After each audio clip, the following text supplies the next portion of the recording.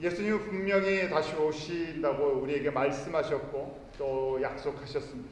그래서 마치 초림을 예비하던 이스라엘 사람들처럼 저희는 이 시대에 어느 시대보다도 예수님의 재림을 맞이하는 그런 시대입니다. 중요한 것은 깨어있지 않으면, 또 영적인 분별력이 있지 않으면, 저희가 마치 예수님이 이 땅 가운데 처음 오셨을 때 대부분의 사람들이 관심도 없었고 예수님이 누구신지를 깨닫지 못했었죠. 마찬가지로 이 마지막 시대에도 저희가 예수님이 다시 오신다고 말씀하셨지만 대부분의 사람들이, 대부분의 성도들이 그것에 관심을, 또 영적으로 깨달음이 없을 수 있음을 저희가 말씀을 통해서 보게 됩니다. 24장, 25장은 그렇게 예수님께서 감람산에 이제 마지막 십자가를 지시기 3일 전에 제자들이 다시 오실 때 징조가 무엇입니까? 언제 다시 오십니까? 했을 때 예수님께서 이 말씀을 통해서 다시 오시는 그 예수님의 그 모습과 그때 상황이 어떤 상황, 영적인 상황이 어떻게 될지 우리에게 가르쳐 주시는 말씀입니다. 먼저 첫 번째 저희가 알아야 될 것이, 오늘 말씀에 보면 속히 오리라고 말씀하십니다. 속히 오리라. 왜냐하면 첫 번째 비유가 무화과 나무의 비유를 배우라고 되어 있죠. 저희가 종말론도 좀 다뤘었고 하나님의 구원 계획이라는 큰 그림도 한번 저희가 공부를 했었습니다. 여러분들이 어느 정도 다 갖고 계시겠지만 무화과는 무엇을 비유합니까? 이 무화과 나무는 이스라엘인데 이스라엘 국가가 회복되는 것이에요. 그래서 무화과 나무의 비유를 배우라. 가지가 연하여지고 잎사귀를 내면 여름이 가까운 줄 아나니. 그래서 저희가 그때 전에 말씀을 같이 나눴지만 잎사귀가 나고 이 가지가 연하여지고 잎사귀가 나면 나라가 회복될 것 같지 않아요. 나라를 잃어버렸는데 그 나라가 생길 것이라는 것이죠. 그런데 이것이 정말 1948년 5월 17일 날 제일 기적적이죠. 이건 기적입니다. 왜냐하면 2000년 동안 70년의 나라를 잃어버리고 1948년이니까 1900년 동안 나라가 없었던 민족이 급작스럽게 나라를 회복하는 그런 놀라운 역사가 일어났습니다. 그 당시에 이제 2차 세계대전이 이제 끝나갈 때쯤 이 나라를 나눴는데 사실은 정확하게 나라를 갖고 있었던 그 당시 이제 이 중동의 지도가 다시 그려졌어요. 그런데 대부분은 실제 나라가 있었던 것이 아니라 그 당시 어떤 세력들을 이 중동의 뭐 집안이나 이 세력을 갖고 있는 사람들이 이 승전국에 의해서 영국이나 주변 국가에 의해서 강제로 나눠진 건데, 나라가 있었던 근거를 갖고 있었던 나라는 사실은 이 이스라엘 민족이었어요. 그래서 정확하게 이 나라를 얻게 됐는데요. 이것을 예수님께서 2000년, 지금부터 2000년 전에 이렇게 되면 뭐라고 말씀하십니까? 여름이 가까운 줄 아나니. 그러면서 제가 한번 말씀을 볼까요? 33절 이와 같이라고 되어 있는데 우리 33절 이와 같이만 같이 읽어보죠. 시작. 이와 같이 너희들이 모든 일을 보거든 인자가 가까이 문 앞에 있는 줄 알아. 이 일이 이루어지면 누가 가까이 왔다고요? 예수님 오실 때 가까운 줄 알라. 누가 하신 말씀입니까? 예수님이 하신 말씀. 이 사건이 이것이 징조인데, 이스라엘, 나라를 잃어왔던 이스라엘이 이 국가가 회복이 되면 그때 알아라. 예수님이 오실 때가 가까웠다는 것입니다. 이것이 대표적인 징조 중에 하나고, 저희가 24장에 보면 여러 가지 징조들이 나오죠. 예수님 오실 때가 가까우면 어떤 징조들이 있습니까? 저희가 피부적으로 느끼는 거, 기근과 전쟁의 소식이 계속 끊임없고요. 기근과 또 지진, 점점점 강해지고요. 그 다음에 영적으로는요, 종교다운주의가 득세를 해요. 그래서 한국도 그렇고 미국도 그렇고 기독교 하면요, 이제는 기독교의 대다수는요 종교다운주의자예요. 저희가 복음을 외치는 사람들은요 소수가 되어버렸어요. 또 종교다운주의와 함께 더불어서요 기독교의 모습이 세속화되어 갑니다. 제가 이제 새로 이제 감독 목사님, 이제 저희 교단에 백한영 목사님이 감독이 되셨어요. 같이 아침을 한번 먹었는데 목사님이 이제 감독이 됐으니까 이 한인교회 전체를 또 돌보셔야 돼요. 그러면서 한 10년 동안의 이 교회의 트렌드가 무엇인가 하면 세속화되고요. 물질화되고 그 다음에 이제 대형 교회는 줄어드는데 큰 대형 교회들만 사람들이 몰린다 그러죠. 저희가 이제 수평 이동을 하고 작은 교회는 정말 더 어려워지는 그것이 한 10년의 흐름이다고 말씀하셨습니다. 또 한 가지는요. 그 자유주의, 이 종교다운주의 이 교단들은요. 돈이 많아집니다. 그래서 그 종교다운주의, 그러니까 예수가 아무데나 다 있다고 인정하는 사람들은요. 왜냐하면 사람은 별로 없어도요. 그동안에 재산이 이 사람들이 죽으면서 유산을 갖다가 그런 데도 많이 해나갔고요. 그런 학교들은 돈이 많으니까 어떻게 합니까? 학생들한테 장학금을 많이 줬어요. 학생들이 올 수 있게 해주고요. 반대로 또 복음주의 예수만 전하는 사람들은요. 점점 작아져갖고 이 돈이 없으니까 학생들이요. 상대적으로 또 적어지는 모습들이 있어요. 이것이 예수님 오실 때 다 징조들이. 그런데 오늘 예수님께서 많은 징조들이 있지만 무화과 나무의 비유를 배워라 하면서요. 이러면 인자가 예수님 오실 때가 문 앞에 이르렀다고 말씀하십니다. 자, 저희가 그러면요. 똑같은 말씀을 요한계시록에 보면 이 반모섬에서 예수님께서 이 말씀을 주신 후 이제 반모섬에 한 95년이라고 이야기를 하죠. 요한계시록을 기록할 때가 서기 95년인데 그때 예수님께서 22장에 보면 3번에 걸쳐서 속히 오리라 하고 말씀을 하세요. 저희가 세 구절을 한번 제가 찾아놨는데요. 여러분들 기억해 놓으시고 같이 한번 읽어보죠. 세 구절 같이 읽습니다. 시작. 보라, 내가 속히 오리니 이 세계 예언의 말씀을 지키는 자가 복이 있으리라. 또 12절. 보라, 내가 속히 오리니 내가 주상이 내게 있어 각 사람에게 그의 일함대로 하리라. 또 20절. 이것들을 증거하시기를 하시되 내가 진실로 속히 오리라 하시면 아멘 주 예수여 오시옵소서. 그래서 저희가 찬송도요, 오랫동안 고대했던 오랜만에 부르시죠. 잘 안 불러갖고 저희가 익숙하지 않은 그 찬송 중에 하나인데요. 그래도 그런 찬송을 저희가 부르면서요, 예수님께서 이 사도 요한에게 내가 속히 오리라고 하셨는데 사실은 그렇게 말씀하시고 몇 년이 흘렀습니까? 지금까지요. 거의 2000년이 흘렀어요.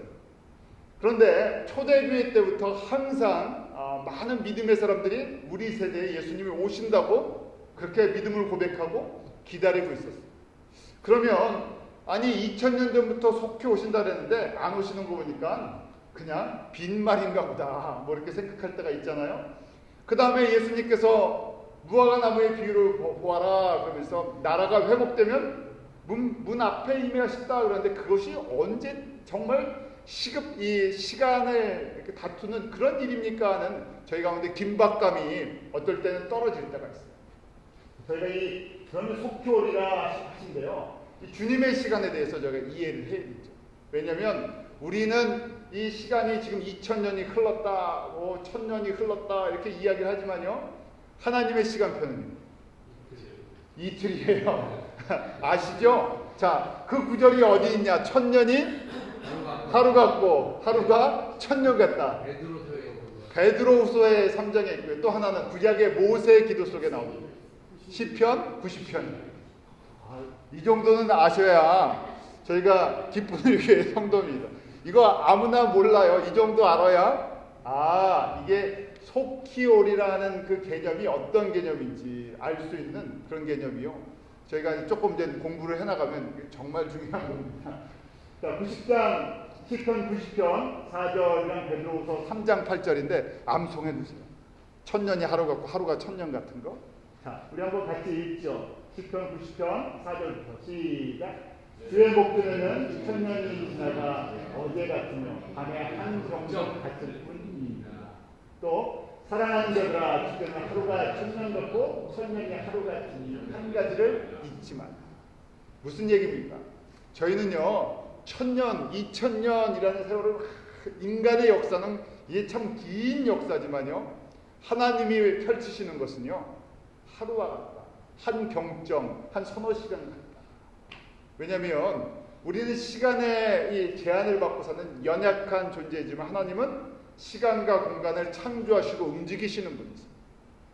그래서 오래 참으시는 것, 우리에게 시간을 주신 것을 또 다른 걸로 보면 우리가 요나서를 보니까 알겠죠. 왜냐하면 하나님께서 구원하실 하나님의 잃어버린 잠정적으로 하나님의 자녀들인데 아직 구원을 받지 못한 그 사람들에게 이 예수 그리스도의 복음을 전해주고 하나님의 자녀로 삼기 위해서 기다리시는 것뿐이죠. 그래서 저희가 시간 개념을 이제 성숙한 믿음을 가지려면요, 세상의 시간에서 어느 쪽으로요? 하나님의 시간 옮겨가야겠죠. 그러면요 우리 가운데 평강이 생기기 시작합니다. 특히 한국 사람은 시간에 대해서 굉장히 쫓기는 게 있잖아요. 빨리빨리, 이 빨리빨리가 빠지면 한국 사람이 아니잖아요. 한국 사람은 빨리빨리 때문에 성공하는 것도 있고 또 이 빨리빨리 때문에 이 기다리지 못하는 것도 있죠. 하나님의 이 시간표는요, 우리의 이 성격대로 움직여가는 것이 아니라 정하신 대로 움직이죠. 그런데 특별히 이제 저희가 지금 이 마태복음 24장을 보면서 재림의 때가 2000년이 이제 지났는데요. 하나님의 시간은 이틀이 될 수도 있지만 어느 때보다도 긴박하게 돌아가고 있다는 것이. 왜냐하면 무화과나무의 비유를 배워라 하는데 그 말씀이 벌써 이루어진 지가 이제 60년 정도가 됐잖아요. 그리고 마태복음 24장에 나오는 징조들을 보면 요새 나오는 이 징조들은 어느 때보다도 긴박하게 돌아가죠. 또 이 천국 복음이 모든 민족 가운데 증거돼야 그제야 끝이 오리라는 마태복음 24장 14절인데 그것은 우리가 해야 할 일이죠. 제자들에게, 교회들에게 맡겨준 사명입니다. 너희들이 할 거는 이 천국 복음을 모든 민족 가운데 증거하는 데까지 그 일을 너희들이 다 하면 그 부분이죠. 그러면 예수님이 시간표가 됐으면 그때 이제 오시겠다 하는 거죠. 그래서 어느 시대보다 아마 바라기는요, 저희 성도 중에서 대부분의 사람들이 예수님이 다시 오시는 것을 바라볼 수 있는 그런 세대에 살고 있지 않을까, 이 말씀을 통해서 보게 됐죠. 재림의 지도를 저희가 보았는데요. 이제 재림의 간단하게 저희가 재림의 과정, 어떻게 예수님께서 오시나, 이건 과정이잖아요. 제가 이 천년왕국이라는 신학적인 개념이 있는데, 천년왕국에 대한 것이 뭐 후천년설, 전천년설, 무천년설이 있어요. 그런데 제가 전천년설을 위주로 해서 가르쳐 드립니다. 왜냐하면 그게 복음적이고 또 가장 우리한테 성경을 봤을 때 그것이 맞기 때문에 그래요. 나머지는 재림에 대해서 따로 공부할 때, 여러 동안 종말에 대해서 공부할 때 다시 한번 말씀을 드릴 테고요. 자, 그럼 일반적인 재림의 과정이 어떻게 되나? 예수님께서 먼저 공중에 임하시죠. 이 순서를 머릿속에 이제 그려주세요. 천국 복음이 모든 민족 가운데 증거되는 것이, 모든 사람이 예수를 믿는 것이 아니라 예수님께서 이 정도면 일단 증거가 다 끝났다 하고 예수님께서 정하시는, 그러니까 하나님께서 정하신 때가 되면 공중에서 어떻습니까?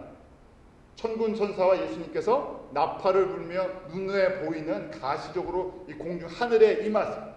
그 임하시는데 거기서 뭐가 펼쳐집니까? 잔치가 펼쳐져요. 그가 왜 그 잔치를 공중 혼인잔치. 그래서 그 공중 혼인잔치에 다 들어갔으면, 우리 그리스도인들이 다 들어갔으면 좋겠는데 들어갈 사람과 들어가지 못할 사람이 구별이 되어 있다 그랬죠. 그것이 이제 계속해서 본문에 오늘 나올 겁니다. 살아있는 크리스천 중에서 일부가 혼인잔치에 들어가고요. 또 이미 죽어있는 크리스천 중에서요, 이때 부활했어요. 부활해서 다시 살아나서 이 혼인잔치에 들어가요. 혼인잔치에 들어가는 사람이 뭐라고 합니까? 복이 있다, 휴거된다, 들림된다. 근데 결국은요, 저희가 예수 믿고 실질적인 이 땅에가 아니라 하나님 나라의 상급을 받는 그 포인트가 여기서부터라고 생각하시면 돼요. 이건 세상이 줄 수 없는 세상적인 그런 개념의 상급이 아니라요, 하나님의 영적인 개념의 이 진짜 상급이 이제 시작되는 것이에요. 자, 공중재림 동안에요, 이 땅에서 무슨 일이 있습니까? 7년 대환란이 있어요. 그래서 그 환란은 이전에도 역사 어느 때도 겪어보지 못했던 대환란이다. 그래서 저희가 징조들이 일어날 때 이것이 환란이 시작되면 이것이 아주 극심해질 텐데 거기에 대한 예비, 경고음이구나. 또 이 7년 환란을 뭐라고 이야기합니까? 7년 환란의 가장 핵심적인 제일 힘든 시간들인데요. 무엇이 일어난다고 이야기해요? 세계대전, 3차 세계대전이 일어난다, 뭐 핵전쟁이다, 뭐 이렇게 이야기를 하기를 합니다. 왜냐하면 이때는요, 전 세계가 딱 두 파로 갈라져 갖고 마치 십자군 전쟁 때 유럽이 기독교 세력과 이슬람 세력으로 싸워서 두 세력이 부닥치면서 200년 동안 전쟁이 계속된 것처럼 이때는 7년 동안에 기독교 세력과 마치 이슬람 세력처럼 하나님의 사람들과 하나님의 사람이 아닌 전 세계가 딱 두 편으로 나뉘었어요. 이전에 겪어보지 못했던 가장 극심한 전쟁의 시간이 됐어요. 많은 사람이 죽을 수밖에 없었어요. 자, 그렇게 7년 환란이 끝나고요. 환란이 끝날 때 예수님께서 공중에 계셨다가 그 공중에 있었던 이 성도들과 함께 지상에 내려오시죠. 지상 재림이라고 해요. 지상에 내려오면서 누구 하나를 잡습니다. 누굴 잡겠어요? 전쟁을 이기려면 누굴 잡아야 돼요? 사탄을요. 마귀, 사령관을 잡아갖고 어디다가요? 무저갱에다 집어넣어요.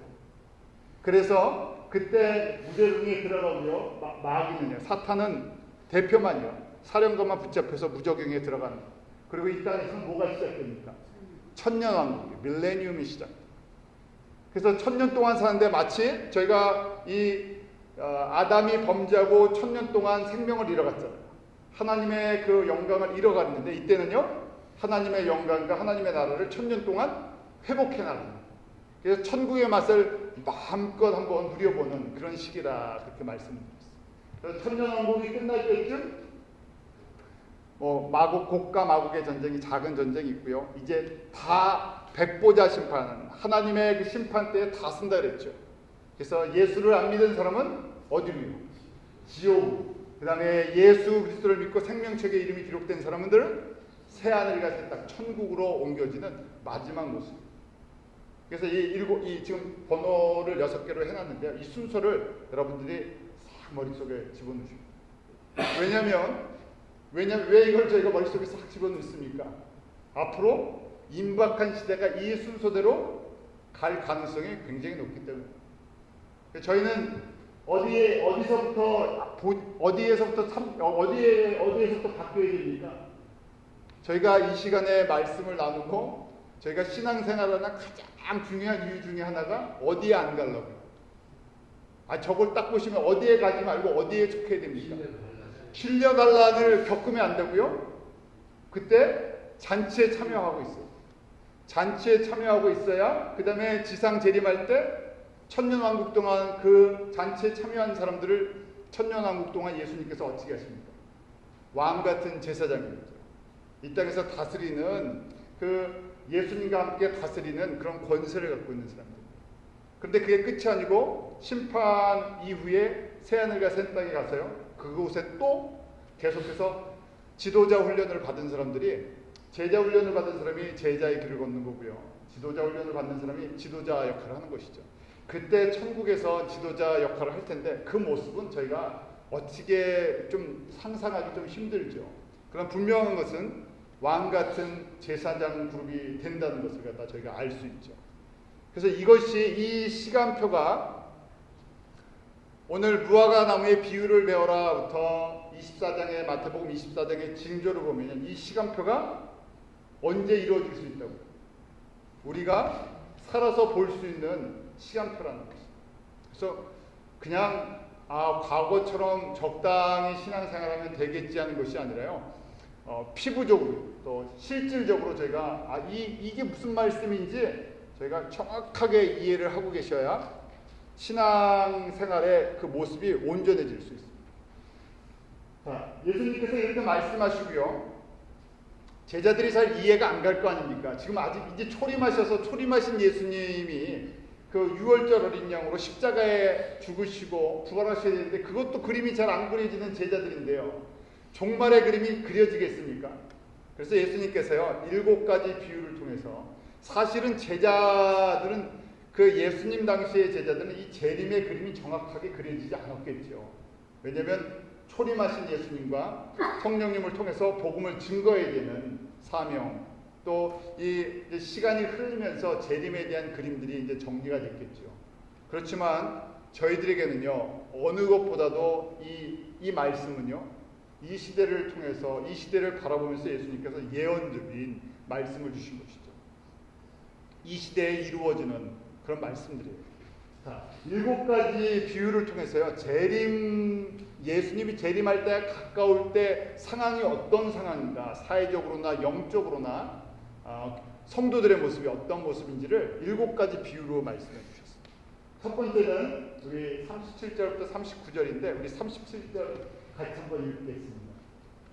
같이 읽습니다. 37절 시작. 노아의 때와 같이 인자의 임함도 그러하다. 자, 첫 번째 비유는요. 재림 예수님이 다시 오실 때가 가까울수록 때가 사회적인 상황이 어느 때와 같까 하면 누구의 때예요? 노아의 때와 같다. 노아의 때가 어떻나 알려면 여러분들 창세기 6장을 보시면 알아요. 창세기 6장에 보면 노아의 때에 대해서 예수님이 다시 오실 때가 꼭 노아가 그 방주를 짓고 물로 심판하실 때 그 상황과 모든 것이 비슷하다는 거예요. 그래서 노아의 때의 대표적인 것 우리가 창세기 6절에 보면 죄악이 관영했다 그렇게 되어 있죠. 우리 6장 5장 한번 같이 읽겠습니다. 시작. 여호와께서 사람의 죄악이 세상에 관영합니다. 그 마음의 생각에 모든 계획이 항상 악할 겁니다.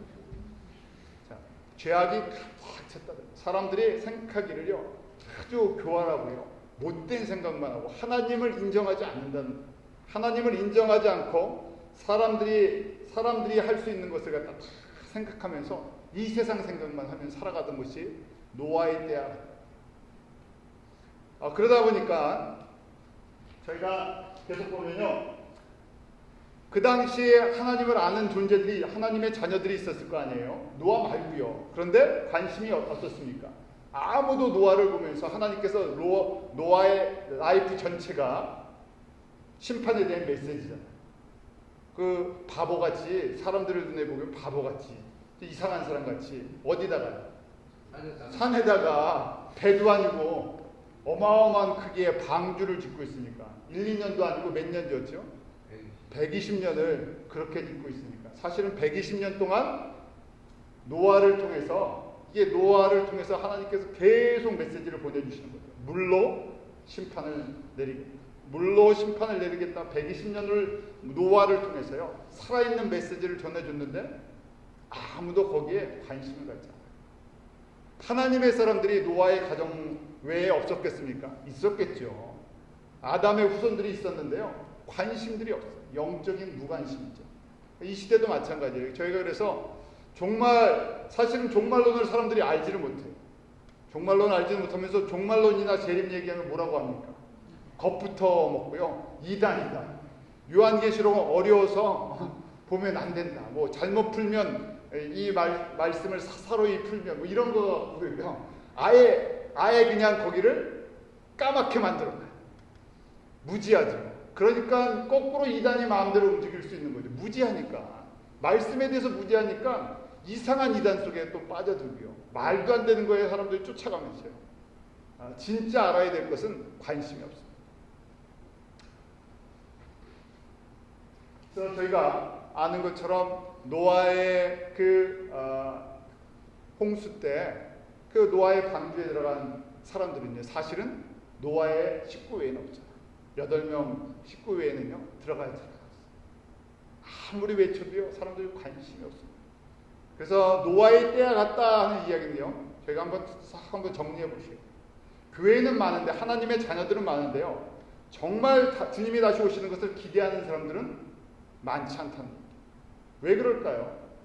저희가 이 세상이 너무 좋으니까요. 제가 전에도 한번 말씀드렸었죠. 제가 과거에 캄보디아 이민자 교회에 갔을 때 그분들이 이런 재림의 찬송 부르고 이 계시록의 말씀을 보면서 위로받고 눈물을 흘리고 너무 사는 게 힘들었으니까 그 나라를 잃어버리고 미국까지 와서 여기서도 브롱스에 이제 많이 사는데요. 캄보디아 사람들이 가난하니까 소망이 없잖아요. 이 세상에 소망이 없으니까 교회에 한 20명 모여갖고요. 그들이 눈물을 흘리면서 재림에 대한 소망으로 이렇게 차 있었어요. 근데 저희가 일반적인 저희 한국 교회도 그렇고 미국 교회도 그렇고 다 가진 게 많으니까 어디에 소망이 많습니까? 여기에 소망이 있죠. 여기다 투자를 다 해놨으니까. 그래서 한편으로는요. 야, 여기다 쏟아부은 게 뭐 교회 건물이나 시설이나 여기 쏟아부은 게 엄청난데요. 그걸 놓고 어딜 가겠습니까? 그러니까 저쪽 하나님 나라가 별로 기다려지지도 않고요. 여기가 좋사오니 나 여기서 좀 더 좀 잘 지내게 해주십시오 하는 그런 소망을 갖죠. 불의 심판이 가까웠다고 하는데요. 에이 하면서요. 별로 알고 싶지도 않고 그거 오면 어떻게 됩니까? 불의 심판이 오면 안 되죠. 안 오는 방향으로 기도를 하고요. 불의 심판이 오면 안 되잖아요. 다 없어질 건데 그 불의 심판이 오면 어찌 합니까? 이 귀한 거, 이 좋은 거 좀 더 누려야 되는데 사람들이 대부분의 사람들이 노아의 때와 같다 하는 이 메시지 속에서요. 저희가 교회나 성도들의 관심들이 어디에 있나 하는 것을 저희가 보면서 그게 정상적인 것이죠. 반대로 이 시대에 저희가 정말 예수님이 다시 오시는데 관심이 있고 복음이 땅끝까지 증거되는 일에 어찌가든지 내가 한몫 감당하기 위해서 수고하는 것을 보면 그 사람들이요 정상적인 사람이 아니라 일반적인 교인들이 봤을 때는 비정상적인 사람들. 저희는요, 저희가 이제 저희 자신을 좀 아이덴티티인데요, 저희 자신을 잘 알고 있습니다. 일반 교인들이 봤을 땐 저희 이런 모습을 갖고 있는 저희 교회나 저희 성도들을 뭐라고 보겠습니까? 조금 외골수다, 조금 뭐 부족한 사람들이 아닐까 그렇게 볼 수도 있다는 얘기예요. 그런데 하나님의 시각으로 보면 그게 정상이에요. 왜냐하면 저희가 메시지를 보는 그 포인트가 다른 각도에 있기 때문에. 진짜 우리가 성경에 저희가 신앙생활 여러분들이 이제 오래 하고 교회를 다니다 보면 사람들이 진짜 성경에 관심이 없어요. 성경에 관심이 있는 것은 어떻게 하면 이 땅에서 내가 조금 더 예수님으로 말미암아 좀 더 풍성한 삶을 살까 그런 말씀에는 관심이 있는데 그 외의 말씀은 별로 듣고 싶어 하지 않아요. 그 결론적으로 맨 끝에 있는 요한계시록의 말씀은 그러니까 자꾸만 맨 끝에 있어서 뒤로 쳐지다 보니까요.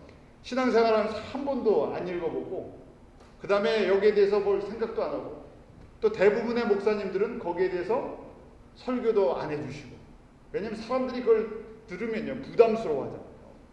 아니 지금 이렇게 잘 되고 있는데 주님 곧 오십니다 그러면요 어떻게 하라고요? 이 복잡해집니다. 그래서 이 부분이 우리 가운데 노아의 때와 같다 하는 이 말씀 하나로요 종교 사람들의 종교성이나 신앙생활하는 거나 이것이 이 크리스찬 공동체가 이런 모습으로 흘러갈 걸 저희가 보고 있어요. 그런 의미에서 보면요 하나님께서 마지막 때 복음을 위해서 쓰는 교회들이 그렇게 큰 교회들이 많지 않아요. 그게 영적으로 보면 정상입니다.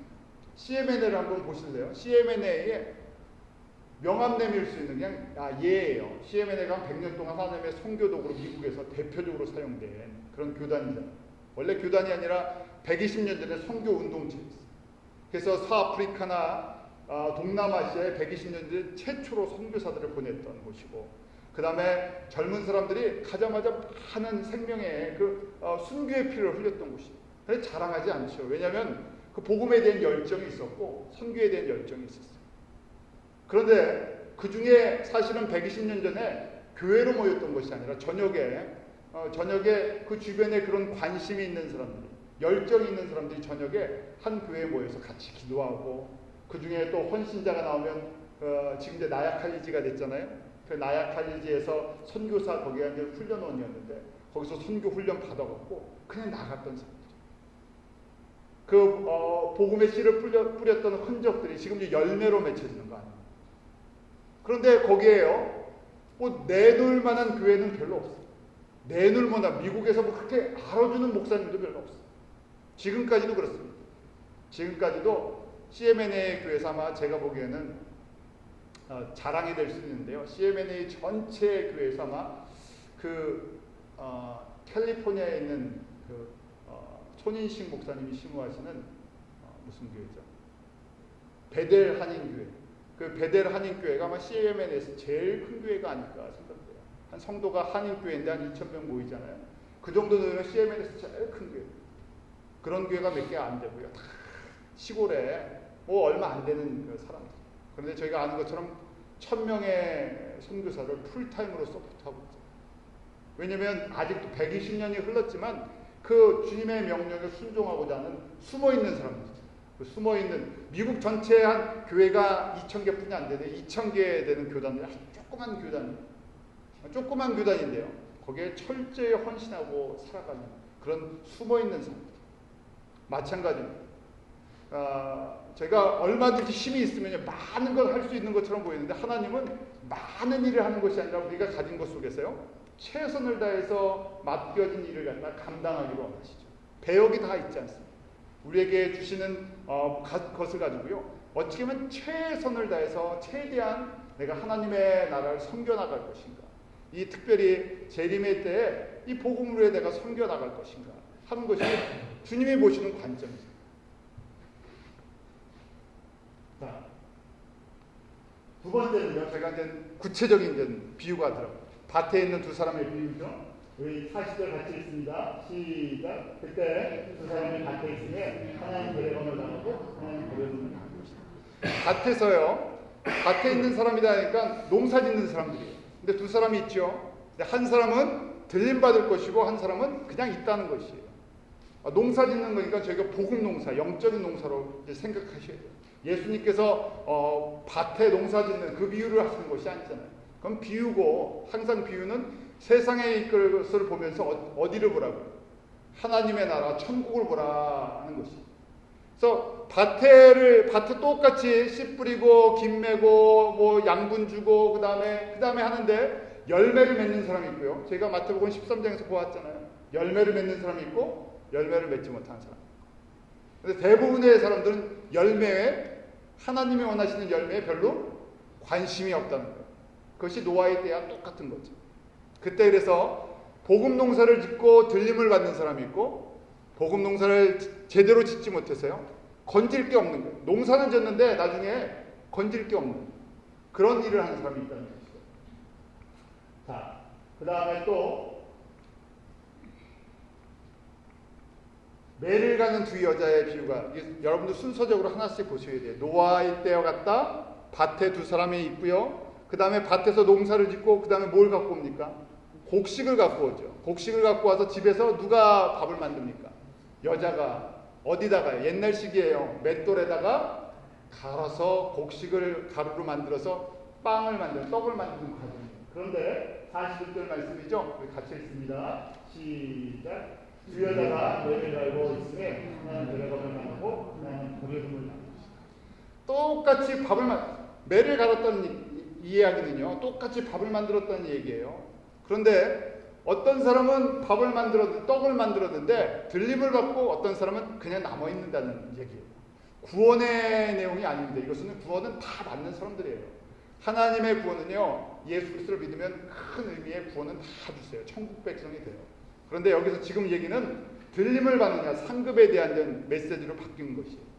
자, 밥을 먹이는데 그래요. 저희가 그 아이들이 뭘 좋아합니까? 일반적으로 저희 집 애들은 고기를 좋아해요. 그래서 고기를 계속 주면요 영양이 불균형이 일어나죠.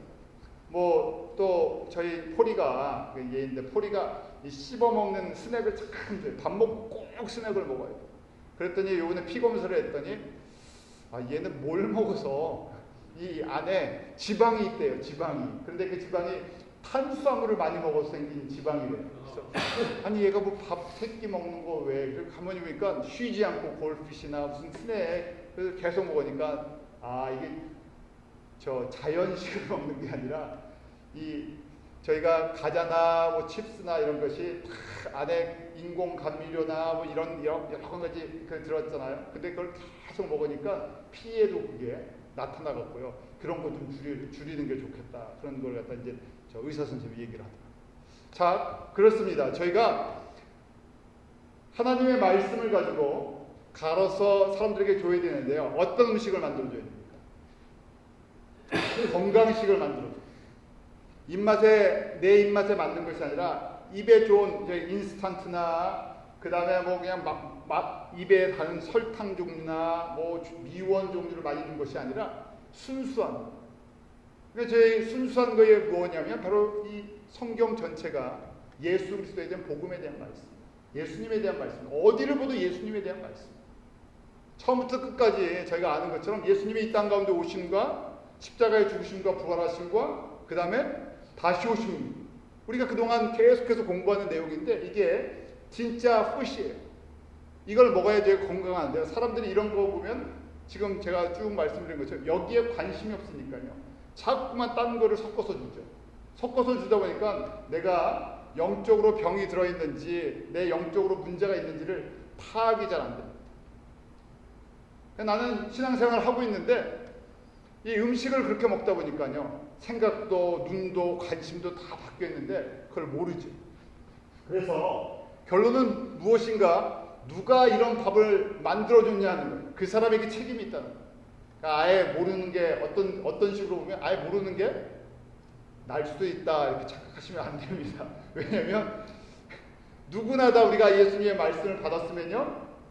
내 범위 안에서 그것을 나눠주게 돼 있죠. 내가 먼저 예수님의 생명을 받았으면 이것을 내가 먹고 소화하고 또 나눠주게 돼 있어요. 그래서 저희가 잘 먹고 잘 나눠줘야 되는데 결국은 마치 엄마가 게을러갖고요. 아침에는 뭐 그 미국 사람들 뭐 이렇게 저 냉동식품 있잖아요. 그거 해서 주고 점심에는 뭐 사 먹기야. 저녁엔 집에 와서 라면 끓여주고. 그걸 갖다 이렇게 해서 아유 오늘 귀찮은데 나가서 짜장면이나 먹자. 또 그 다음날 아유 귀찮은데 가서 햄버거나 사 먹자. 뭐 계속 뭐 내일은 뭐 켄터키 프라이드 치킨이나 먹자. 계속 먹긴 먹였지요.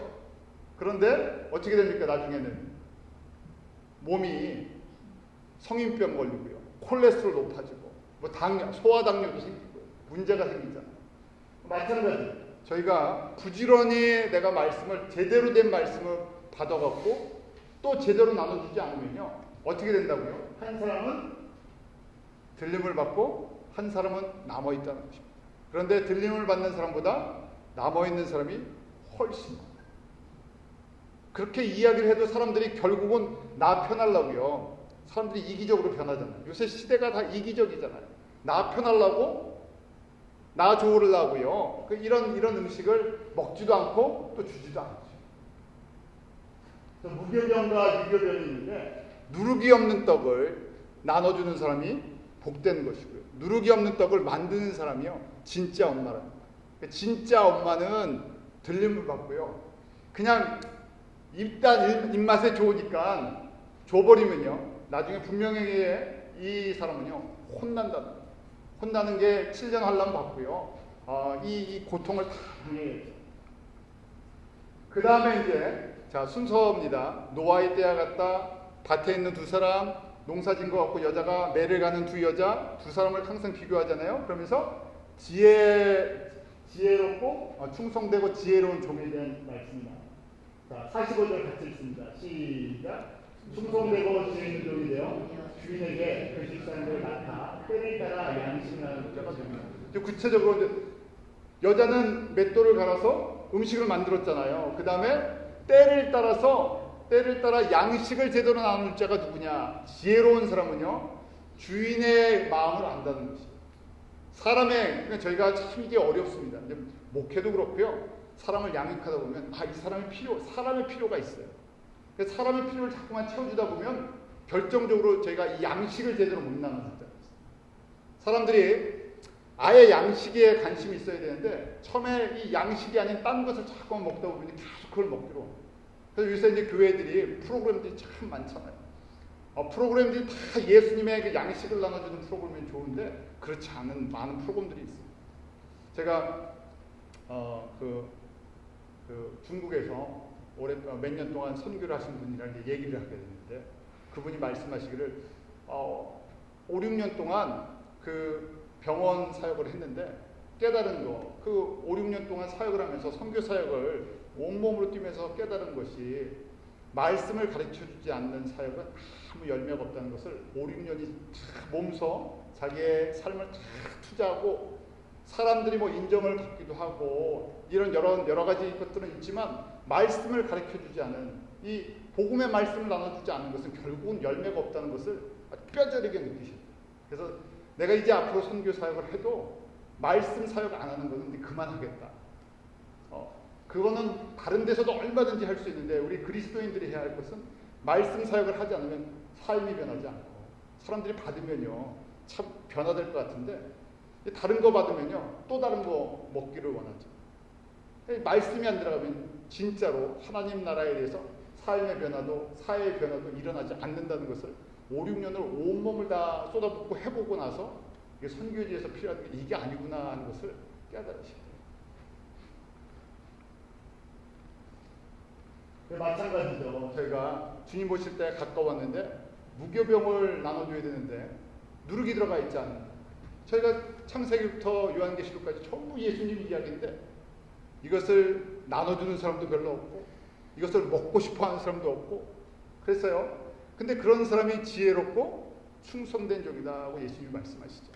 자, 그 다음에 이제 25장부터요. 여러분들이 잘 아시는 열처녀 비유랑 그 다음에요 달란트 비유가 나오고 그 다음에 양과 염소의 비유가 나와요. 이제 구체적으로 보여줬어요. 그래서 저희가 여러분들이 집에서요 25장을 한번 쫙 보세요.